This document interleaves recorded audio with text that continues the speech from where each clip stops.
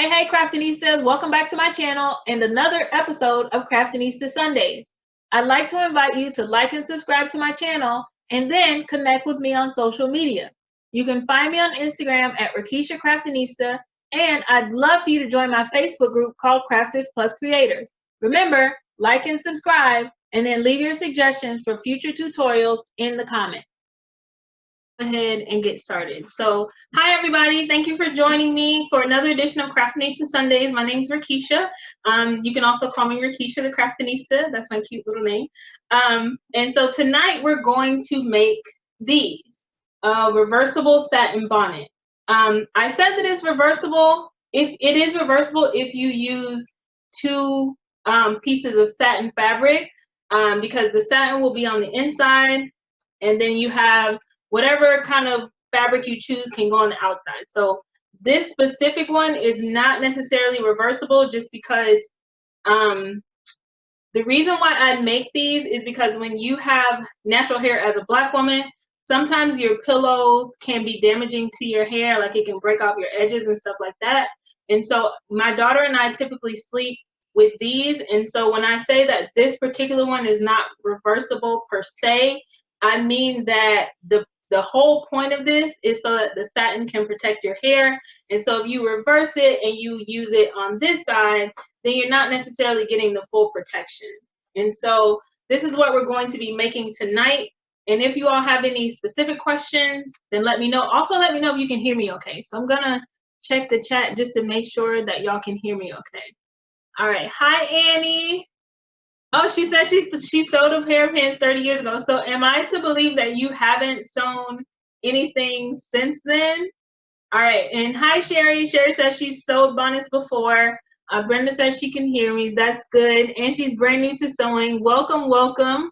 Thank you for joining me and thank you for trusting me. Hi Mary, hi Joyce, and hi Summer. Oh my gosh, I have a cousin named Summer. So today I'm going to go through as many sewing basics as I can, just because I see now that many people are beginners, and so I won't go too in depth with more advanced sewing techniques. Today we're really just going to focus on a straight stitch, and the way that I learned how to do a straight stitch is I got a sheet of printer paper and a thick permanent marker, and I just drew lines on it. And then I used that paper on my sewing machine and I just practice and practice and practice until I was able to get the straight stitch. But the benefit of tonight is, especially when you're making bonnets, is nobody will really know if the stitch comes out crooked.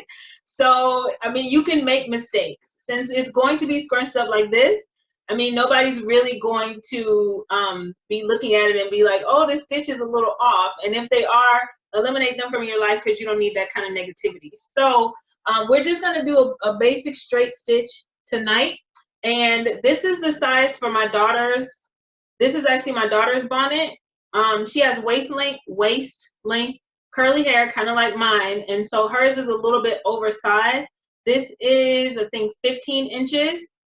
So tonight, what I'm going to show you all is how to make an oversized one, which is what I use, and that's why I have my hair out today. So don't get used to this because this takes a lot of work, honey.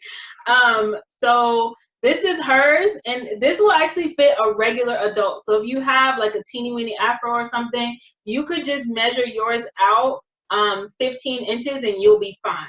For really small babies, I typically do theirs about 12.5 to 13 inches, and then for kids with big hair and adults with tiny afros, I usually do theirs 15 inches, and then for the oversized one, I usually measure 18 inches, and I promise those numbers are going to make a lot of sense in a second.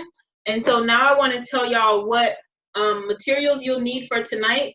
So you're going to need 1 yard of satin fabric, which I'm going to do mine with 2 types of satin. So you're going to need 1 yard of satin fabric, and this is my yard. And then you're also going to need 1 yard of just a regular fabric. But like I said, I'm going to do mine with both satin. So these are going to be the 2 colors that I'm using. So this dark purple that you see is going to be on the outside, and then this, I'm sorry, the inside, and then this one is going to be on the outside. I'll move this out of my way. All right, so you'll need 1 yard of satin fabric. You'll also need a sewing machine or a needle and thread. It's totally up to you what you choose. You'll need the basic sewing supplies as well. So you'll need some fabric scissors. You'll need some pins, some push pins. I prefer the ones with the pearl on the end just because it makes it a whole lot easier to grip and to take them out as you're sewing. But you could definitely use, I mean, I interchange them sometimes, but you could definitely use the ones like this. And this one doesn't have like a pearl or anything on the back. So it's really up to you. It's your personal preference. So you'll need your push pins, your fabric scissors. You'll also need some elastic. Now, the type of elastic that you use really depends on your personal preference as well.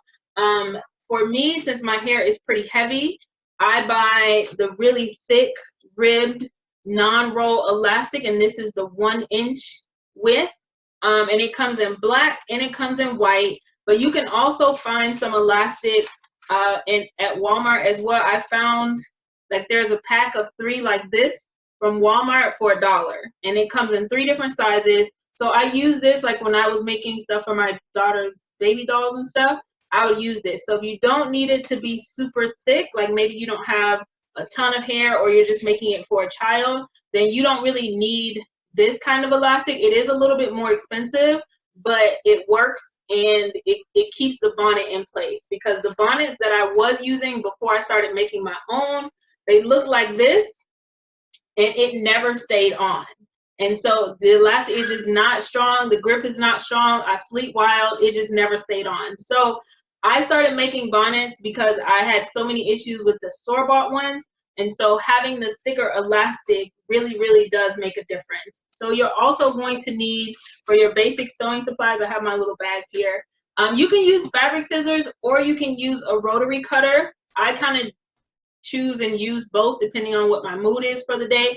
So you can use fabric scissors or a rotary cutter. You'll need this little handy tool. I call it the Unstitcher, but I'm pretty sure it has an official name. And I'm probably showing that I'm self-taught right now, but I don't know the name of this, but you need this little picking tool. It's what you use when you make a mistake and you need to like undo a stitch. You also need some needles. So I have some of those, some extra needles. I always keep extra needles. And I recommended that you all use a big safety pin. That's what you're pretty much going to use when you're pulling the elastic through.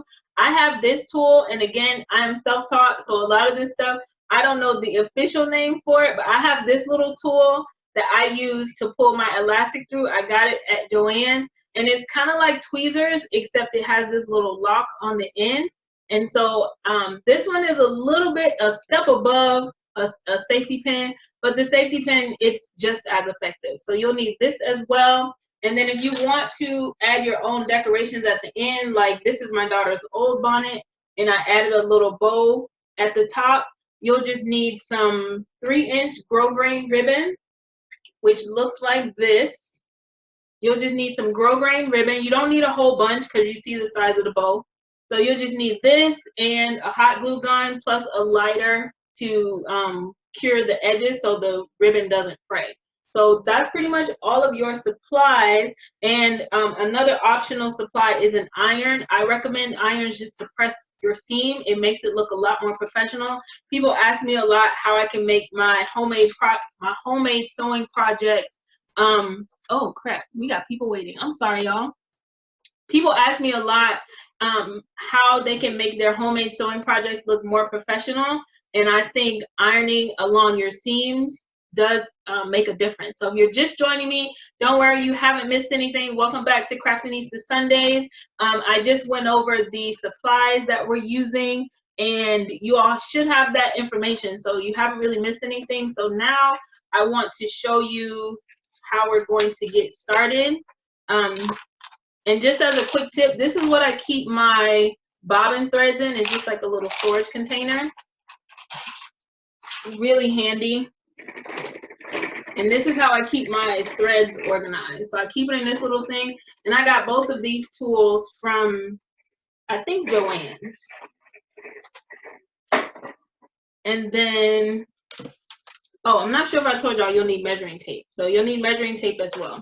You can use, I like to use this kind because it's flexible, but you could probably use the kind that, like the real tool that carpenters and maintenance men use. You could use that as well, just whatever you have on hand. So to get started, what you're going to do is you're first going to need to decide, and I'll show y'all my table, remove my mug. So you're first going to need to decide what size you want to make. And the size that you want to make is what's going to determine how you go about measuring out the bonnet. So what you're going to do to start, what really matters is how you fold it. I think it's spraying. What really matters is how you fold it. And so what I'm going to show you all first is how to fold it. So what I do is, and this is just 1 yard. So what I do is I take the fabric and I unfold it all the way. And then I fold it the long way first. So I fold it this way first. And then I take it and I fold this part in half like this. And what I'm trying to do here is create a pocket.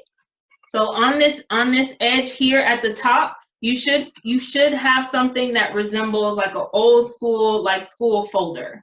That's what you want to create when you have this. And then you should have this little crease here. And this is what you're going to use to start off. So this should be at the top here. You should have the folder here. And then you see here where it has the creases. This is where we're going to start. So you're going to start with this corner here. And what you're going to do is use your measuring tape the same way. I don't know if y'all remember back in school where we used to have protractors.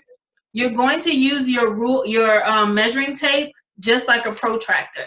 And what matters here is that you understand that no matter how big you want to make your bonnet, you can only make it as long as this part is, as long as this top part is. So let me know if y'all can see this. So you want to make sure that you're starting here at the top where the 2 folded edges are. So when you open this up, you should see 2 folded corners. You shouldn't see any edges. It should be a fold right there. So to measure this, what we're going to do is first make sure that we have enough length to cover the size that we're going to make. So the size that I want to make today is about 17.5 inches, which is good because this is 18 inches total. So this is good. And I'm going to allow about a 1/2 inch for the seam, and when you allow a little bit for the seam, that means where your stitch is going to be. That's giving yourself some room so that you don't have to stitch super, super close to the edge.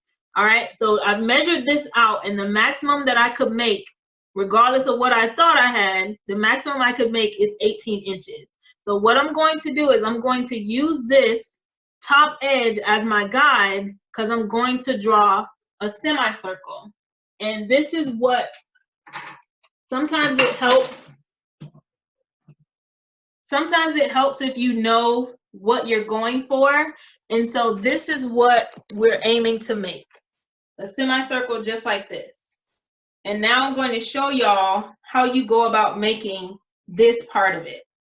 And what I also do, since I make plenty of these, my family loves them. Most of my family is natural or they need bonnets every night. So what I have is I have these as templates. So this is the one that I have for children. So what you do if you want to end up making these, you may choose to, if you want to make these for more people, if you want to make more than these, you may choose to just measure it out as a template for different sizes. And then that way you don't have to keep measuring it over and over again. All right, so now I want to show y'all how you're going to get from this to this. Now, if you were just making this size, all you would have to do is lay this down, trace it out, cut it out, and you're done. But I want to go ahead and show y'all how you get to this point. So what you do is you start the long way. You're going to move the measuring tape down, And what you're going to do, let me move my sewing machine. What you're going to do is you're going to measure down to the point of the size that you're going to make. So you're going to measure all the way down here, and then you're going to put a mark. So I put my mark at 18. Now you want to make sure that you're keeping your measuring tape here in your corner, at the top corner. You want to make sure that the measuring tape does not move. So you're going to keep it at this point. You can hold it with your pointer finger, and then what you're going to do is you're going to take the measuring tape and you're going to move it along different points. And the end goal is to make points from here that goes all the way up to here. Remember, we're making this half moon, this whatever shape this is. I wish I knew what it was called. So we're making that shape. So sometimes for me, if I know the end goal, then it makes a whole lot more sense as I'm doing it along the way. So what I'm going to do is I'm just going to keep measuring this to 18 inches at different points. Now you can draw it as close together. You can draw the points as close together or as far apart as you want. Personally, I had to repeat kindergarten, so I'm still working on trying to master drawing and coloring inside the line. So I make mine a little bit closer than most people just because I want to make sure that I'm getting it absolutely right.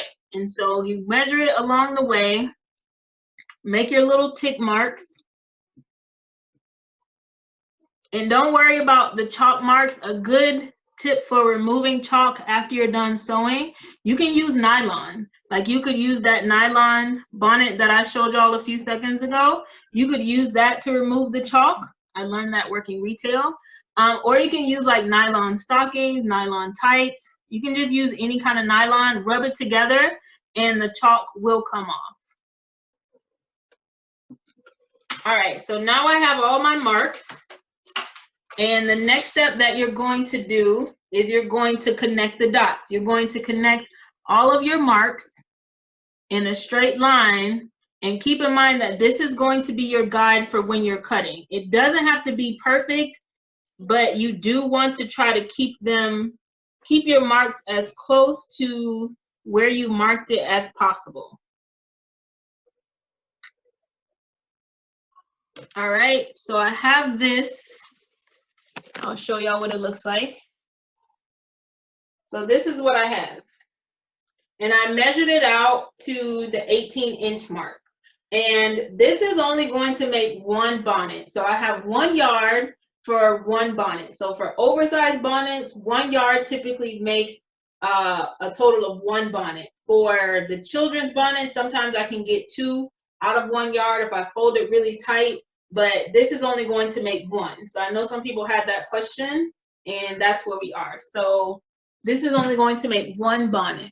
And let me check. I want to check the chat just to make sure I'm not missing anything.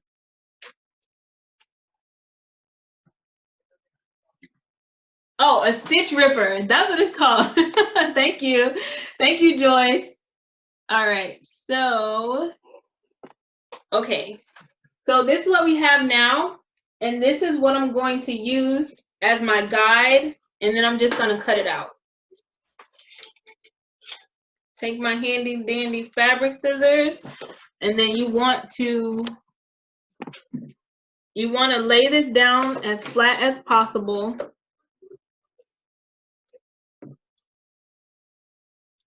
And then you're just gonna cut it out. Don't be scared. I remember when I first started, I used to be so scared to cut my fabric, and there's still some fabric that's too pretty, that I think is too pretty for me to cut. So it's just sitting there collecting dust. But don't be scared. And if you're just starting out, a good option for you to get your hands on some fabric is to go and raid the fabric remnant section of different craft stores. So I started out going to Joann's, and I think it was probably 6 months before I bought a piece of fabric that wasn't a fabric remnant. And I want to say a special thank you to Miss Andy. She lives in Maryland, and she took me under her wing when I was very, very new to sewing. She showed me some techniques. She showed me how to use a serger, and she invited me to her sewing circle. So I want to thank Miss Andy, and also my friend Karina, who gave me the idea of practicing sewing by drawing lines on computer paper. So now for me, I would throw this part away. I know some people would consider this a scrap fabric. There's not really much I can do with this, so I would discard this. But if you have something, like sometimes I'll make a scarf for my daughter's dolls, I may use it for that, but just for this, I'm just gonna discard it. So this is what it looks like. So this is what it looks like for the oversized satin for the bonnet. So this is where you should be. And as you can see, like we still have the fold here. And then this is what it opens up to.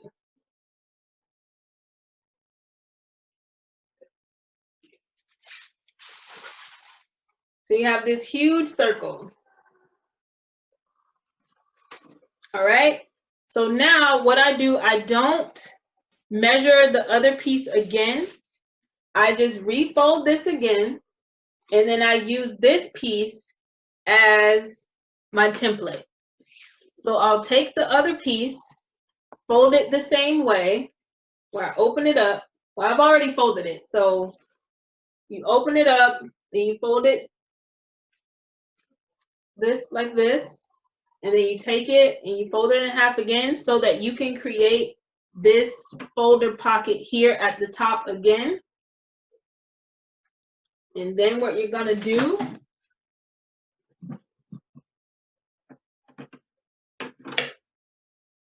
is take this, and I see here that the satin part is a little bit bigger than that, but that's okay. Once I stitch it, I can always cut it off and trim it.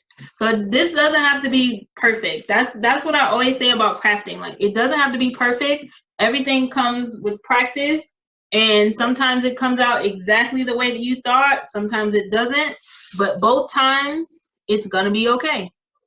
And so what I'll do is I'll just use this as my template, and then I'll go ahead and cut it out. And you could also use this same fabric if you just wanted to make fabric pillowcases. You could use this same type of fabric. So if you just wanted to make like satin pillowcases, if you don't want to go through the trouble of sleeping with a bonnet, this is also the same type of fabric that you would use to make a satin pillowcase. And since I already see this is going to be big, I'm just going to trim this now. So it'll probably be about 17 inches now, which is fine, because I pineapple my hair before I tie it up. So it doesn't, it's not always as big as it is. So now you have these two pieces. You can try to make them as close to the same shape as possible, but you can always fix it once you're ready to start stitching. And now here comes the fun part. So now what you're going to do is you're going to open up these two pieces. You're going to open up these two pieces, and then you're going to pin them together with the right sides facing each other. So like, I know this is the right side, and I know this is the right side. So for satin, there's usually a really, really shiny part, and then there's like a kind of matte side on the other side. So I'm going to pin the really shiny part and the inside together. So I'm going to pin them right sides together. I'm going to take these, and then you're going to take your pins. And I usually pin it facing me, with the pearl part facing me. So I'll take it, and then I'll take the pin, and then I do in, let it go under, bring it back in. So then that's how I pin it. And then I'm gonna do this all the way around. Now, while I'm doing this, if y'all have any questions about anything I've done so far, go ahead and leave those in the comments.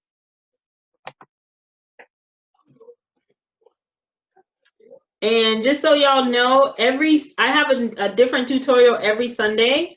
And so today we're doing sewing. Last week we did Dollar Tree candy cane wreaths. And the week before that I did glitter ornaments, and all of this is on my YouTube channel at Rickeysha the Craftinista. So go ahead and like and subscribe to my channel. I also share my calendar inside my Facebook group, which is called Crafters Plus Creators. So you can join me there and we can share our crafts and different projects and things like that. So I'd love for y'all to join me over there as well. And I'm actually about to do a giveaway for that group soon. I promised them that once we got to 300, I would do a giveaway. And some people found me from another craft group that I'm an admin of called Black Girls Craft, but I'm happy that most people actually just found me from regular old Facebook, which I think is really cool. All right, so just still pinning this, and you're going to pin it all the way around. Since mine is a little bit bigger, it's taking more pins. And I already know I'm going to have to trim this because I'm kind of rushing and I'm not, let me see. Yeah. So it's okay if it ends up being just a little bit off because nobody will know. And I'll tell you why. Because once we sew it, you're going to trim around the edges. So nobody's going to know if when you started off, it was a little bit imperfect. That's perfectly okay. When you're crafting, everything doesn't have to be perfect. As someone who's type A and who's a perfectionist, crafting has really helped me with curing that need that I had for every single thing that I ever did to always be perfect. And so now I'm just like, done is better than perfect. So if I make a mistake or something while I'm crafting, I've learned to just go with the flow. That mistakes are going to happen as you're learning, and that's okay. And so what you're going to do once you finish pinning it is you're going to start sewing. That's it. Now, typically these take me maybe 10 minutes. So I've pinned it all around. And so now what I'm going to do, and the sewing machine that I have is a Brother SE400. It's a sewing and embroidery machine. I need a drink of water. So I have the Brother SE400. This is actually my third sewing machine. When I first started sewing, I had a really, really basic one from Joann's. It was a Brother as well, but I don't remember the brand. But I upgraded to this one because I wanted to start doing just basic embroidery. This one has a 4x4 hoop, which is perfect for me because I don't do any large embroidery projects. With this machine, I've embroidered polos, I've done blankets, I've done baby onesies. So this size is perfect for me. There's also a 5x7 size from this same brand. And so I've already chosen my thread, which is a corresponding color. Now the thread that you're going to do for the inside doesn't really matter as much. I could really do like a brown or a black, and it wouldn't really matter as much because nobody's going to see it. So the thread that you're using for this side doesn't really make a big difference because no one's going to see it. And so what you're going to do is a basic stitch. I have my stitch set at 2.5 millimeters. And what you're going to do now is just a basic straight stitch. And so you just lift up the foot, press it down, and then you can just sew. You can sew as fast or as slow as you need to. So I'm going to put it on medium just so y'all can see, and you see how much extra you see how much extra fabric. Now the old me would have been so embarrassed, like, oh my gosh, I'm teaching these people and mine isn't even perfect. But listen, I'm okay with it because I know my heart is in the right place, and I know any other day I could do this perfect. So what you want to do when you sew is you want to start with the back stitch. And so mine has like a little U-turn arrow. And so I back stitch like 2 or 3 times. And then I just stitch it regularly. And all you're doing is just pushing it through. Now you may need to pause each time that you want to take out your,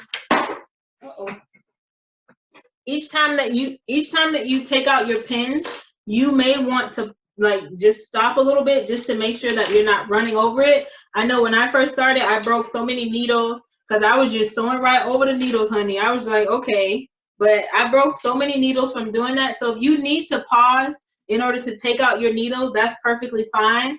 And mine is automatic. I also have a presser foot, but I don't necessarily use it. So if I had the presser foot, then I work a little bit differently with that. But I just have an automatic button here, and then I'm just going to sew it.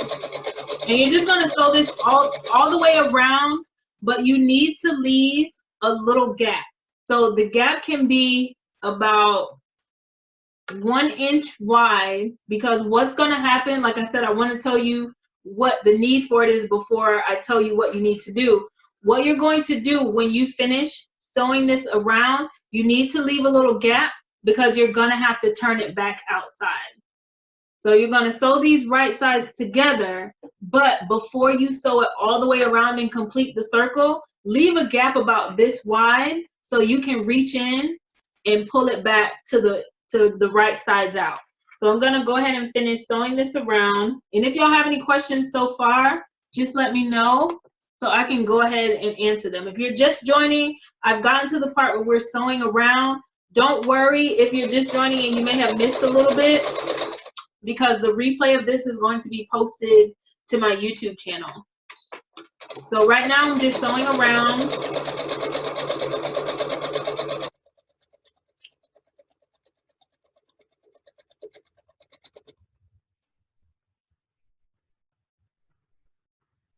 And the purpose of using pins like this, I realize I didn't tell y'all, the purpose of the pins is to make sure that your fabric doesn't shift while you're sewing. So if you need to put your pins really, really close together when you're pinning, that's okay. And if after you start sewing, you realize that your fabric is shifting too much, you can always pause, go back, and then add some more pins. So I keep my pins about 4-finger width apart now. But when I first started, honey, my pins was like edge to edge. They was edge to edge. So if that's where you are, that's perfectly okay. Just know that you can sew the way that works better for you. So if you need to have your pins super close, then by all means, do that.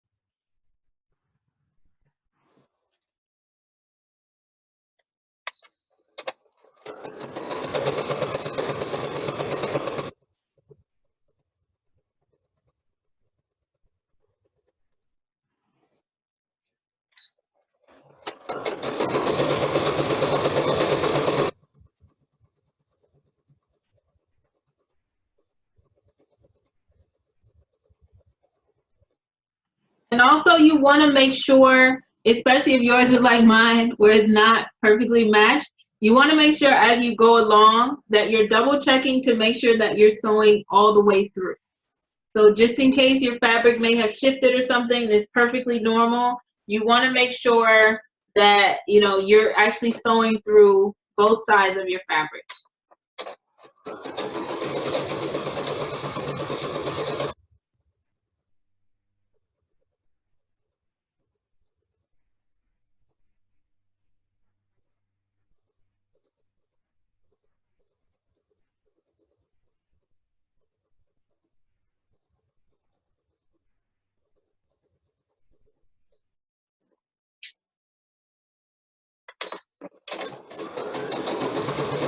Almost done.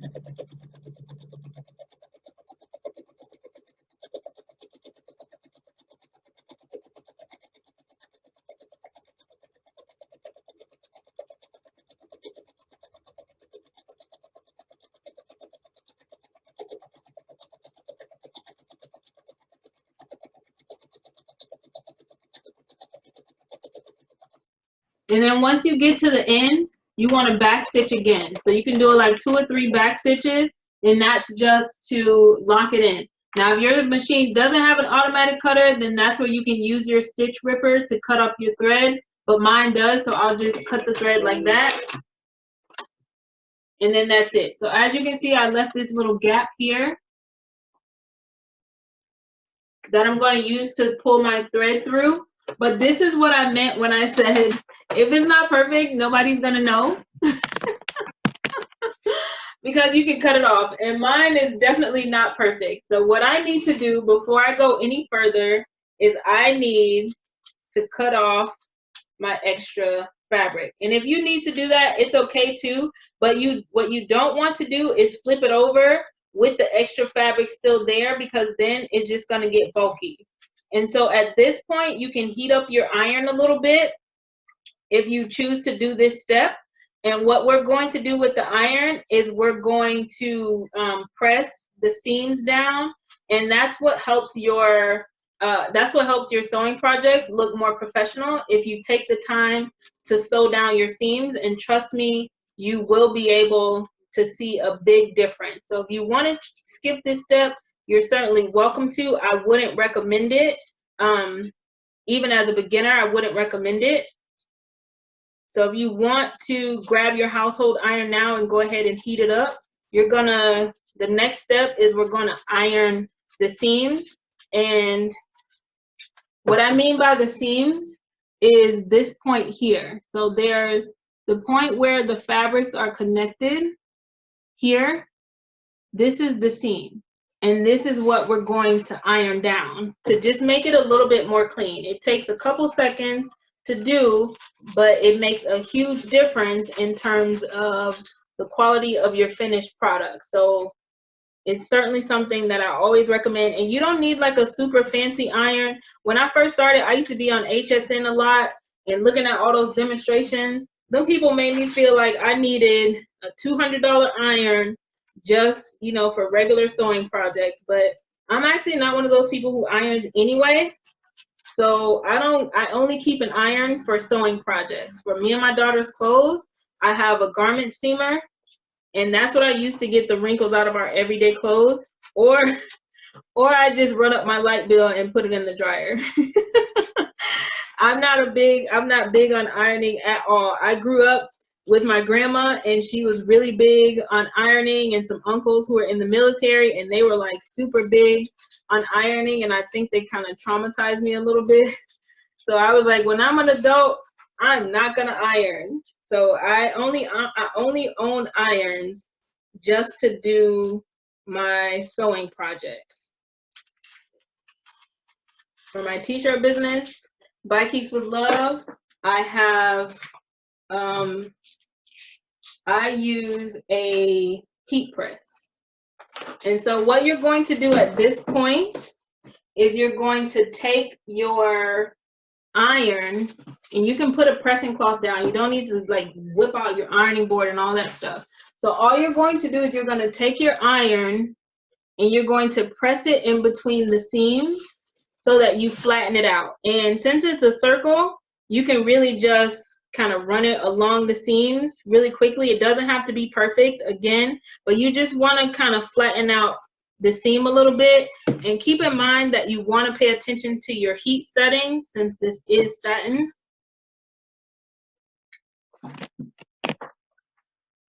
So you're just going to iron down the seams like this. If y'all can see, let me see. So you're just ironing down the seams like this to make them just a little bit flatter. And then you're just going to do this all the way around. It takes a couple extra minutes to finish the project, but it will make a difference with how your seams lay once you turn it over.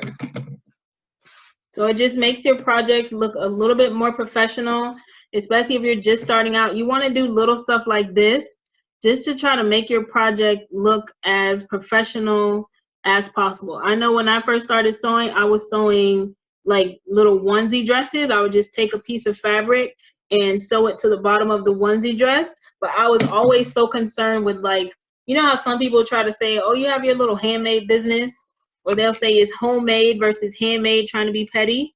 So I was always concerned that like my stuff would look handmade versus like, you know, really professional and stuff like that. So I always wanted to make sure that I did little things like this just to make sure that my projects looked more professional.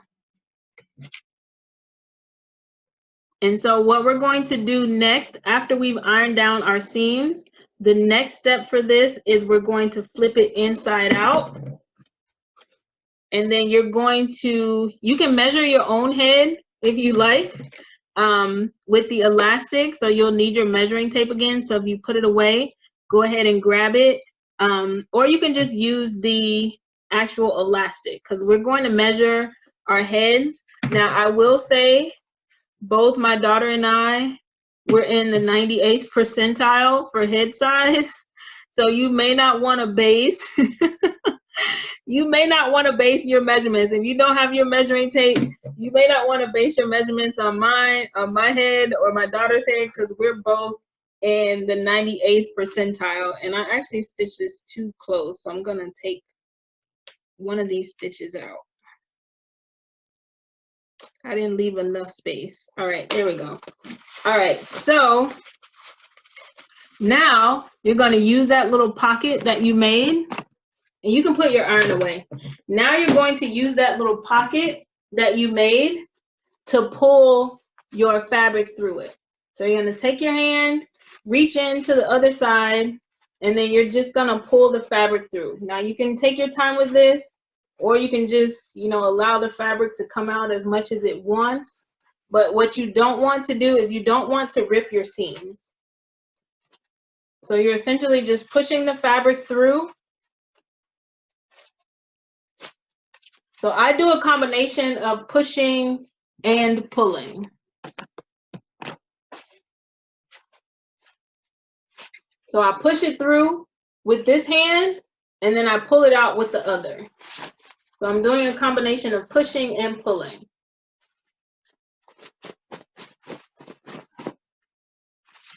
And then this is it. This is huge. Just like my head and my hair. I need this. Trust me, y'all. All right, so this is what we have so far. Shake it out. And so you can see, like, since I pressed the seams, now it looks flat the way that I pressed it. So that's one of the reasons why I say you want to press your seams, because now it's not bulging out at the edges since I pressed them down. So the next step that you're going to do is you want to measure out the size of your elastic. And to do that, you may use your head. So you can measure it like this.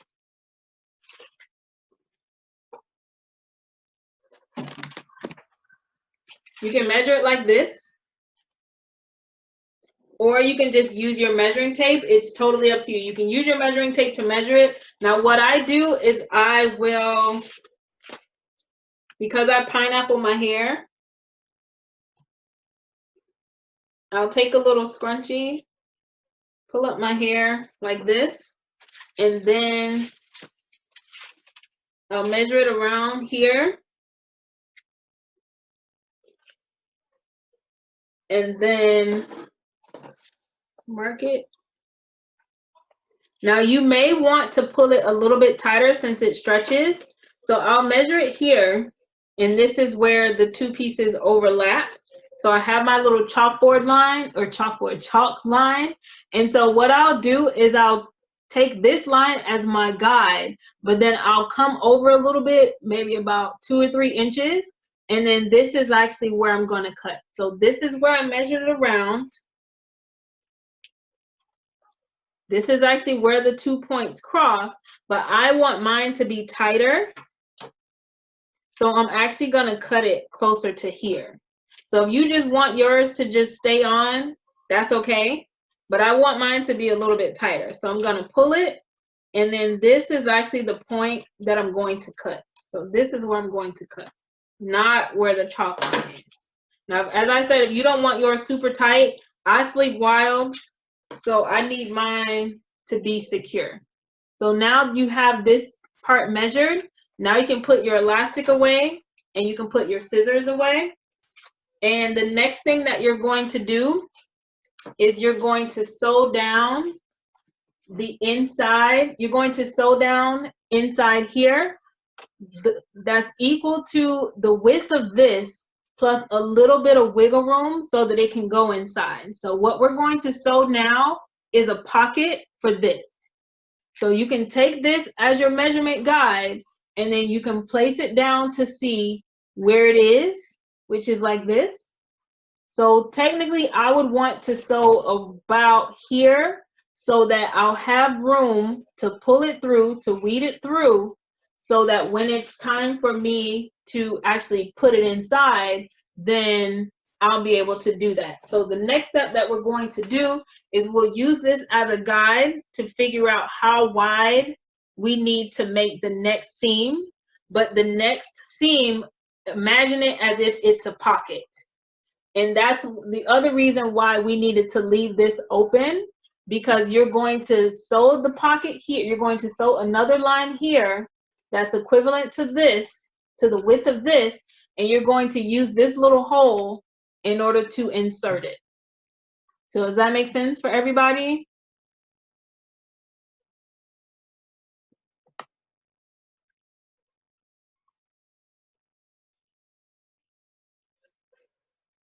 Okay, so Brenda says it makes sense. Danita says she's not able to hear. Can y'all hear me okay? I'm using this microphone because my camera is a little bit further from me. So if y'all are having problems hearing me, just let me know. I did a check and my microphone check is still green. So if y'all can't hear me, just let me know. If you're having trouble hearing, you can always...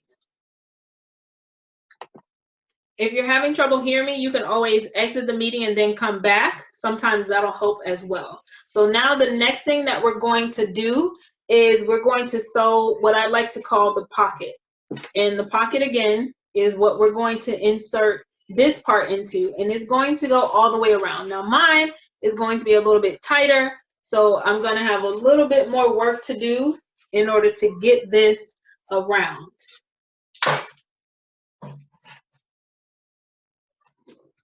So the next thing that I want to do,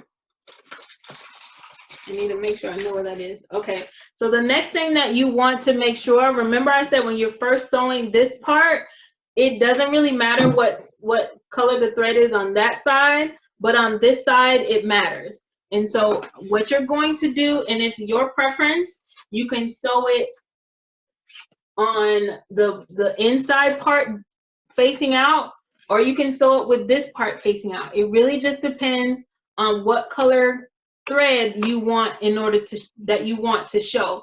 Now for me, since I'm doing this and I wanted y'all to be able to see the thread, I'm doing a dark purple so you can see it on the outside. But normally I would probably do like a white colored thread for this outside part so you're not able to actually see it. And so for this one, you don't need to leave a little opening. You're going to sew it all the way around, and you're going to sew it this width. Now you may want to keep this close. You may want to use your chalk to mark it. It's totally up to you. For me, I tend to just keep this close to keep an idea of how wide I need to sew it. So I'll just kind of lay this down, and then I've noticed that after a while I kind of just get it. That's really the best way I can explain it. So if you want and if you need to, you can take your chalk and mark your edges and go all around it again. Or you can just keep it flat like this and insert it into your machine here. And then you can sew it like this. So you don't have to mark it, but you want to make sure that you leave yourself some extra room on the other side so that you don't encounter any issues when you're trying to get your elastic part in. So right now we're just going to sew a pocket, and it's important to note that whatever space you leave here in the middle, that's going to be the actual bonnet part. So once you sew this pocket, You have this part here and you're sewing this line. Everything that you have that's not inside of the line that you're about to sew, that's the part that's going to count as your bonnet. So keep that in mind. So if you decide to make it a whole lot wider, like you want to sew it all the way here, just know that the further in that you go, the smaller your bonnet is going to become. So keep that in mind. All right, so what I'm going to do, and I'll typically just start about here to give myself some room. And also the more space that you leave on the outside, which is this edge right here, the more it's going to ruffle up on the outside. So if you want more of like a ruffled edge when you put your elastic through, then you can take it and move your elastic closer to the inside. But if you don't want too much of a ruffled edge, then maybe leave like 1/2 inch over here, 1/2 inch over here, and then just sew it around. But just know that the more fabric and material that you leave up top, the more your bonnet is going to be ruffled along the top of your forehead and on your edges. So what I'll do, and again to start, I'll do a few back stitches. And then I'll stitch forward. Now I have dark purple on my bobbin thread, and I also have dark purple up top for my main thread. And I forgot to mention to y'all, I use this little handy tool here. Andy taught me this to make sure that my thread doesn't move. And move like where it's just hobbling and bobbling around. So I use this to keep my thread tight, and that usually helps me with keeping my stitches neater as well. And so I'll just sew this around.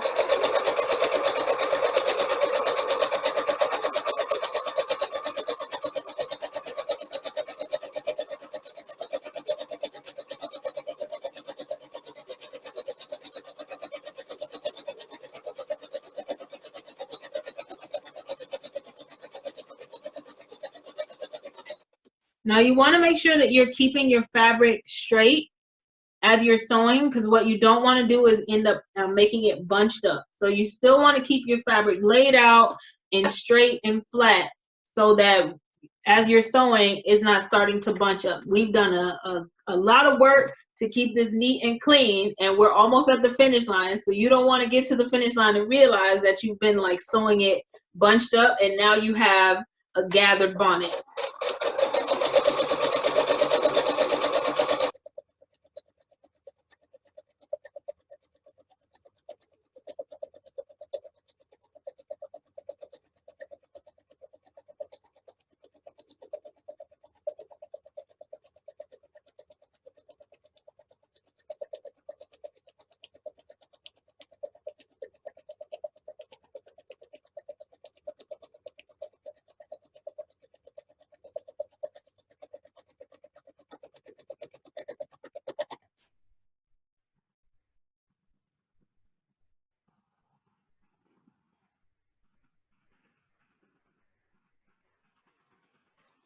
Now mine is a little bit bigger than normal, but as I said, I can usually knock these out within like 15, 20 minutes tops.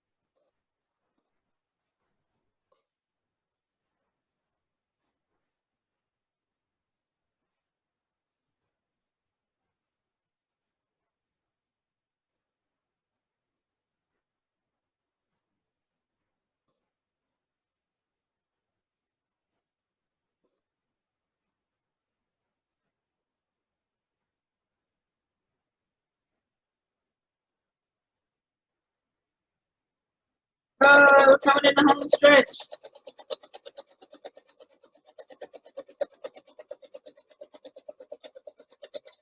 All right, once you get back to the original stitch, Go ahead and do a quick crossover, and then to finish it off, just do some back stitching, and then that's it. If you have some straight threads, you can use your seam ripper to get those off, or you can just use some fabric scissors to cut the tails off. But now we have our pockets.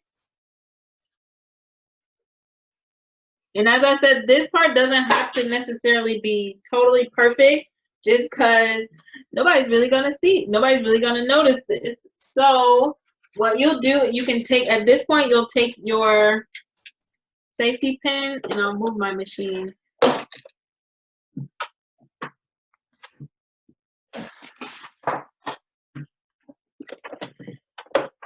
All right, so at this point, you will take your safety pin. My hair looks crazy. That's okay. All right, so you'll take your safety pin. Now, if you have this little tool, and I will find out what it's called, but I got this a couple years ago, and it has these little teeth at the end where you can grip the fabric, and then it has this little lock on the other end. Now, if you have a safety pin, all you'll do is you'll take the sharp end, insert the pin, and then close it off, because what we're going to do is we're going to use this in order to thread the elastic through. So what I do is I grip it on the end, and then I'll take the lock, slide it down like this. Now the thing to keep in mind, if you're using a tool like this, after you are threading it through, be sure to try not to pull this apart, because then the elastic will come off and then you'll have to start over. So what we're going to do, as I said, we created a pocket. And so what we're going to do is we're going to insert the elastic into our pocket, and we're going to thread it through.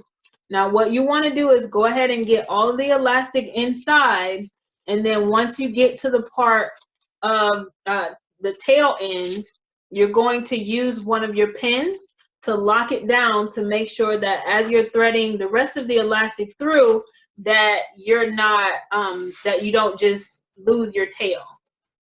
So we're going to thread this through, and then once I get enough of it inside, and I'm threading it through like this, as you can see, it's a little scrunched up. So this is kind of giving you an idea of what it will look like.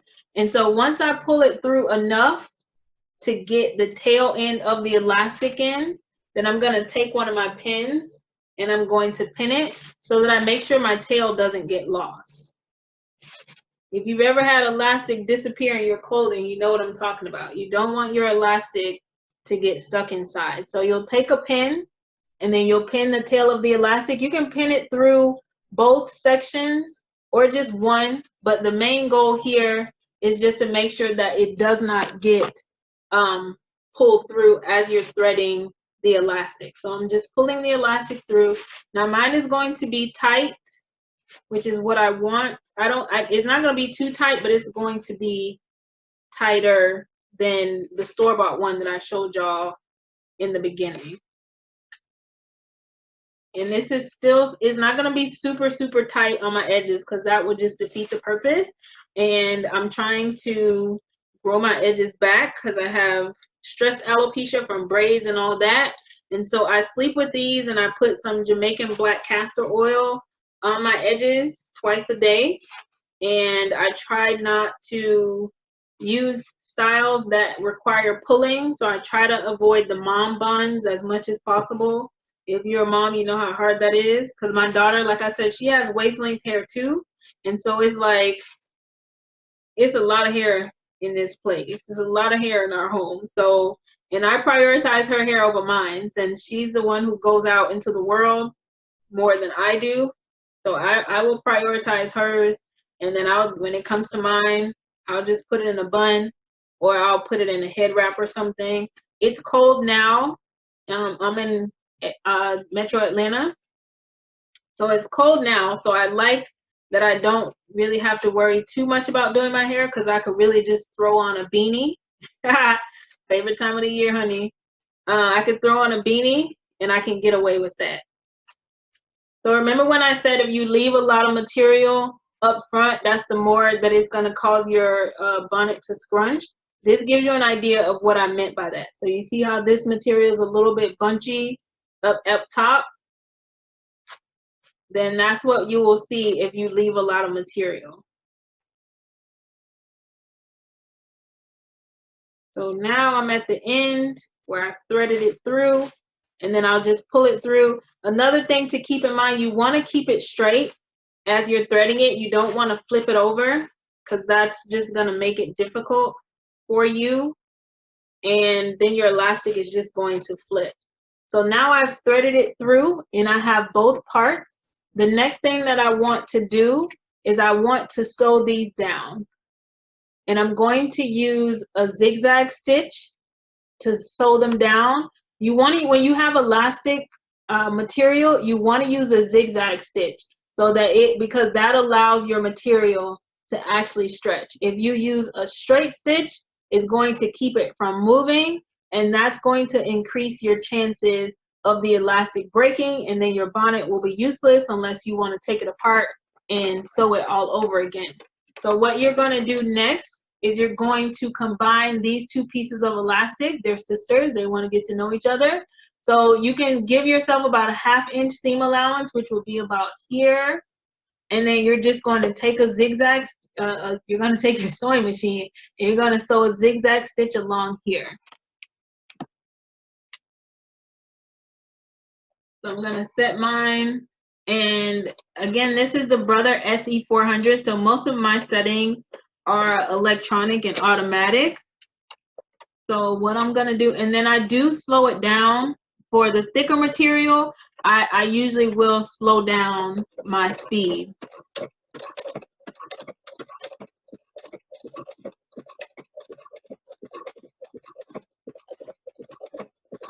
So I'll do two lines of zigzag stitches for here. So I'll do one, and then I don't typically do back stitches for zigzag stitches. Did that rhyme? Do I have bars? So this is what it looks like the first stitch. As you can see, the purple thread is here. This is what it looks like with the first stitch. And it's a really tight zigzag stitch. So I'm going to go ahead and do the second line close to that one, just to keep it together. Now, if you're doing this for kids, you may want to do about 3 lines of stitches, just because, you know, like adults, we take better care of our stuff and we kind of know not to be rough. But I promise y'all, my 4-year-old takes some things as a challenge. When I make her something, she takes it as a challenge to see if she can break it. All right, so you can take this. This is what it looks like with the stitches. Can y'all see that? This is what it looks like with the stitches, and you can just cut this. So as you can see, they're now stitched together. And you can cut these if you want. At this point, nobody's really gonna see the inside. It'll just be for your own personal satisfaction. But you'll go ahead and cut these, and then now you can space out your elastic a little bit more. I mean, your fabric a little bit more. And now we're in the home stretch, because the last thing that we're going to do is, remember that hole that we left? Now you need to stitch up that hole. Now this point is also one of the times when your thread color matters too.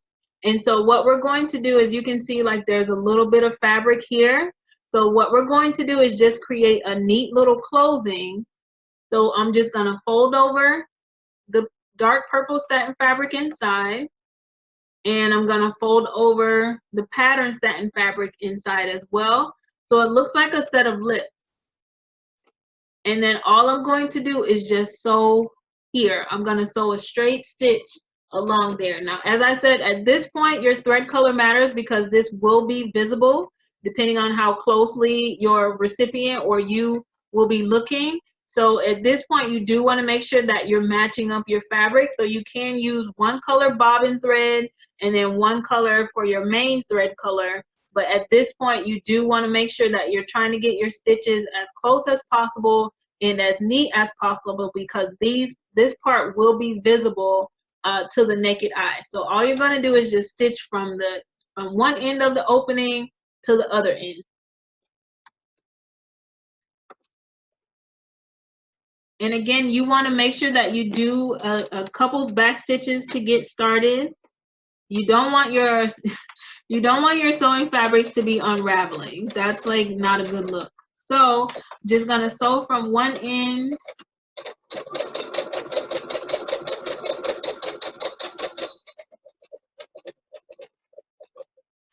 Go from one end to the other and then back stitch it.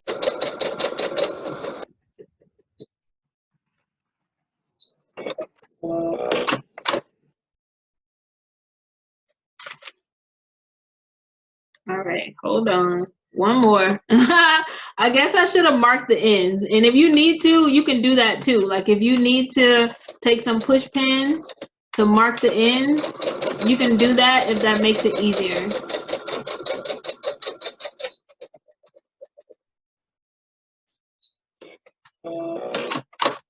All right, and then you definitely want to trim the tails for this step because as I said, this part will be visible. Now there are some mini scissors that come in some sewing kits that'll be great for this part of it. But my daughter started using mine for crafting. You ever had somebody borrow your sewing scissors to start cutting paper, you'll know how dull your scissors will get. So she thought that they were just kitty scissors since they're so little. So they're no longer as sharp as they need to be.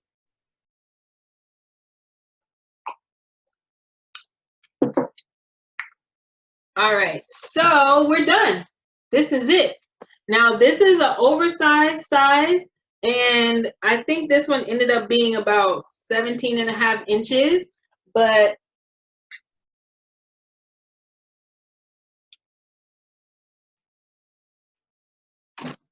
if you're a black girl like me who has a whole lot of hair, it fits. So this is the bonnet size that I use, and my hair is a little bit past bra strap length.